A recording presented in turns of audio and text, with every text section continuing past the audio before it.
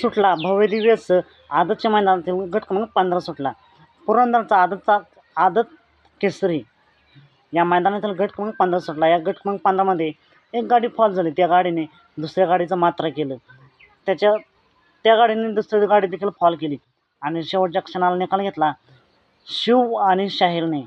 मित्रांनो, ही गाडी तास क्रमांक 3 वरून पळाली आणि नक्कीच गाड्या तुफान असं स्पीड लागले. शिव आणि शाहीर मित्रांनो, शिव आदत वासर आहे तरीसुद्धा चांगलं पळतंय. तोड पळतंय शाहीरला आणि नक्कीच शिव आणि शाहीरला सेमीसाठी खूप साऱ्या शुभेच्छा असतील. मित्रांनो, तुम्हाला काय वाटतं, आज शिव मैदान गाजवेल का? शिव आणि शाहीर एक नंबर करतील का?